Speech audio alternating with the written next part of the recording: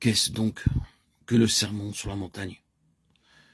Que nous est-il enseigné dans les chapitres 5 à 7 de Matthieu? Nous ne pouvons être satisfaits que par ce qui est en accord avec la vie que Dieu a déposée en nous.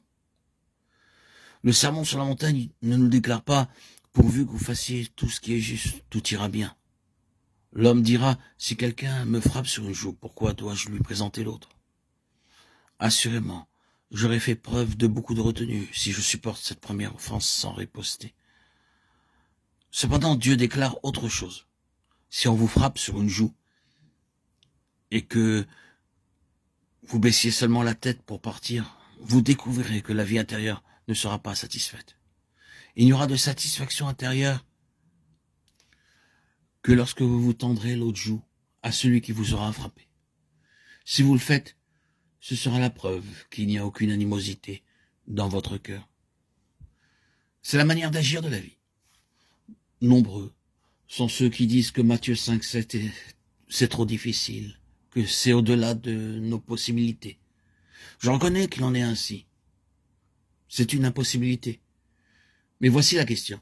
Vous avez une vie intérieure et cette vie vous enseigne qu'à moins de satisfaire les demandes du sermon sur la montagne, vous ne découvrirez pas le repos. Tout cela peut se résumer en quelques mots.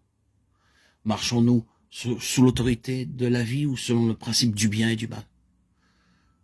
Parfois un frère se conduit très mal. Vous avez le sentiment qu'il faudrait le reprendre et l'exhorter sérieusement. Vous décidez donc à aller le voir chez lui. Oui, vous devez être franc avec lui. C'est tout à fait juste, car il est dans l'erreur. Vous voici donc sur le pas de sa porte. Vous levez votre bras pour sonner. Sur le point d'appuyer sur la sonnette, votre bras retombe sans force le long du corps. Vous dites alors, n'est-ce pas juste de parler? La question n'est pas de savoir si c'est bien de parler avec lui, mais de savoir si la vie divine qui est en vous vous le permet. Vous pouvez exhorter ce frère, et il peut l'accepter avec courtoisie, en vous promettant de faire ce que Dieu a dit. Mais plus vous lui parlez, plus la vie en vous se retire.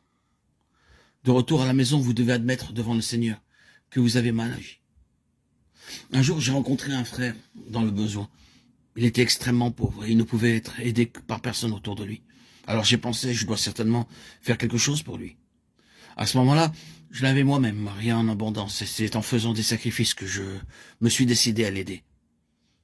J'aurais dû être rempli de joie quand je suis parti avec cet argent qui m'était nécessaire, mais c'est le contraire qui s'est produit. Je me suis senti sans vie. Et une voix m'a dit dans mon cœur, tu ne marches pas selon la vie, tu fais selon cela, sur la base de la bonté naturelle, et tu réponds à un besoin humain. Dieu ne vous a-t-il jamais dit cela à vous? Lorsque je suis arrivé à la maison, j'ai dû confesser mon péché et demander son pardon. Frères et sœurs, permettez-moi de redire que toute notre conduite doit être déterminée, non par le bien et le mal, mais par la vie intérieure. Si vous agissez en dehors des attentes de cette vie, même si ce que vous faites est bon, vous ferez face à la désapprobation divine.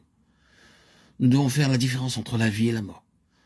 Si ce que je fais sape ma vie intérieure, même si l'action peut être qualifiée de bonne, je dois reconnaître mon péché devant Dieu et chercher son pardon. Dans 1 Corinthiens 4,4, Paul dit « Car je ne me sens coupable de rien, mais ce n'est pas pour cela que je suis justifié. Celui qui me juge, c'est le Seigneur. » Il est facile de faire la distinction entre le bien et le mal, mais Paul ne fut pas gouverné par ce principe. Même quand il n'avait pas conscience d'avoir mal agi, il n'osait pas affirmer qu'il était sans reproche. Il reconnaissait que le Seigneur était son juge. Un jour, nous comparaîtrons devant le tribunal de Christ pour être jugés. Mais maintenant, c'est sa vie qui est en nous et qui juge nos voies.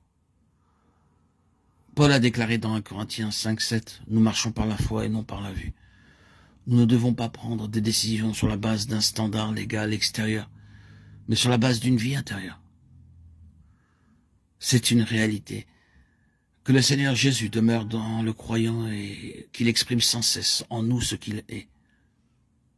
C'est pourquoi nous devons être très sensibles à sa vie et apprendre ce que nous enseigne cette vie. Il y aura un grand changement dans nos vies, le jour où nous ne serons plus gouvernés par le principe du bien et du mal, mais uniquement par le principe de la vie.